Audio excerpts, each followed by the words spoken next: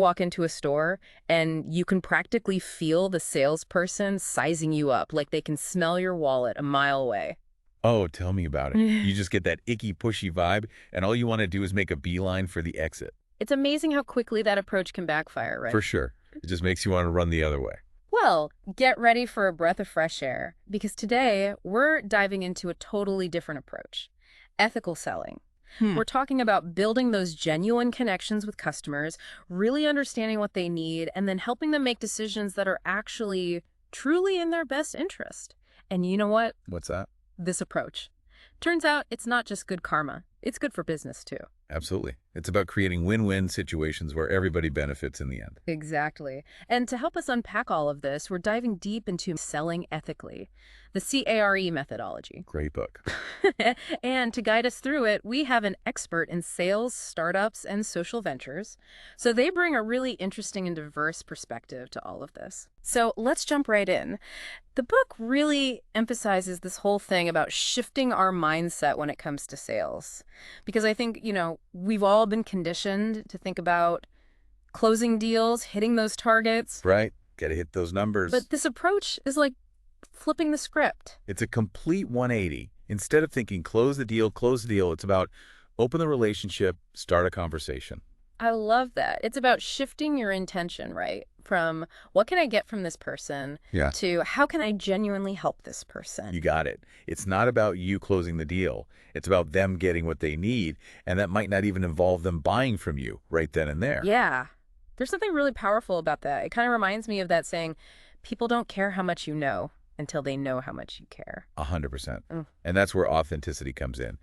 People can spot a fake a mile away, especially these days. Oh, you can't just throw on like a sales persona and expect it to work. Totally. It's got to be genuine. Exactly. This book really stresses finding a style that feels true to you, aligned with your values. Wow. You shouldn't feel forced or inauthentic. Be yourself. Well, the best version of yourself for that interaction, Right. So we're talking about leading with genuine intention, being authentically ourselves.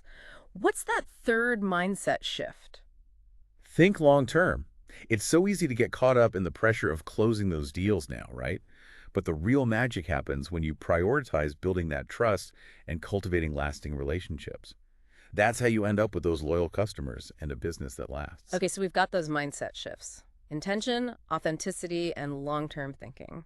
Now let's unpack this C.A.R.E methodology itself. Let's do. All right, so C.A.R.E stands for connect, assess, recommend, engage, and expectations.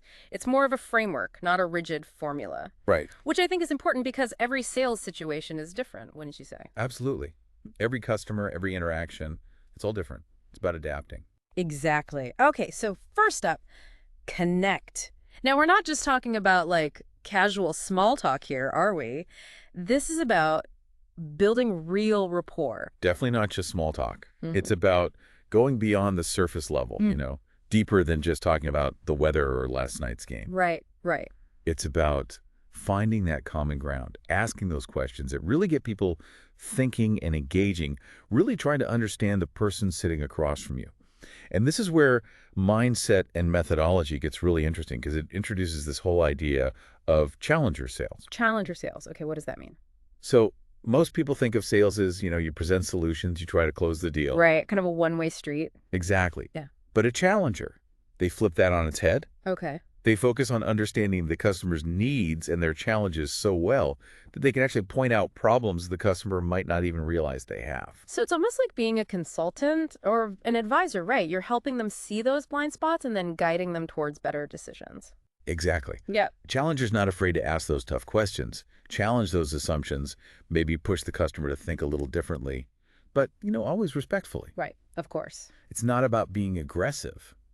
It's about being helpful. That makes sense. It's like you're not just selling a product or service, you're selling your expertise and insight, which kind of reminds me of that saying, what is it? Give a man a fish and you feed him for a day.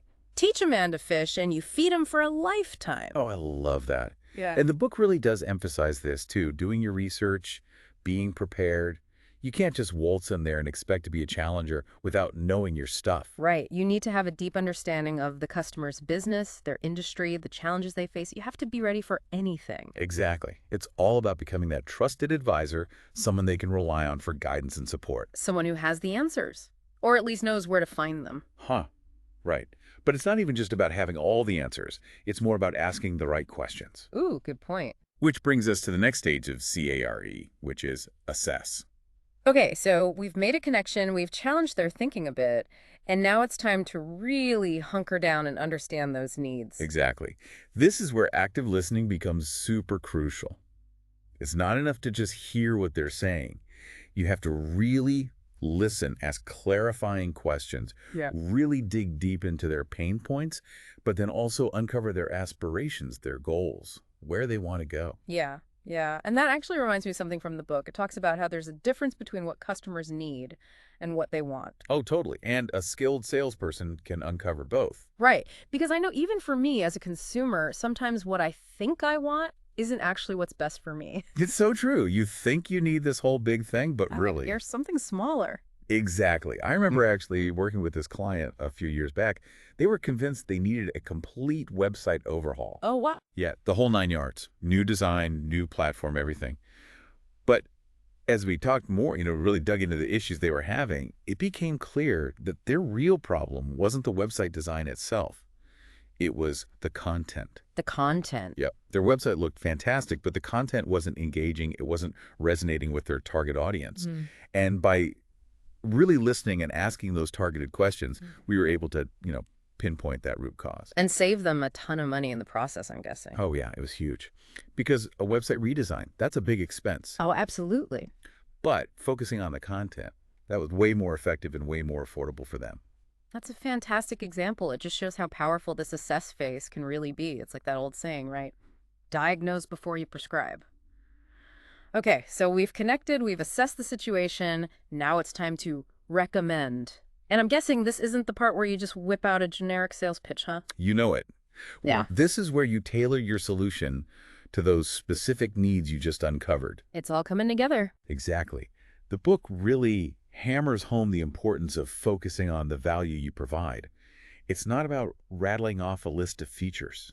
Nobody wants to hear that. No, they don't. It's about connecting those features to the benefits, the solutions they offer. Because people are buying solutions to problems, right? They're not buying features, they're buying results. 100%. Okay, so they see the value, you've presented your recommendation, Yeah. but it's not quite over yet, right? Yeah. There's still that next step, which is engage.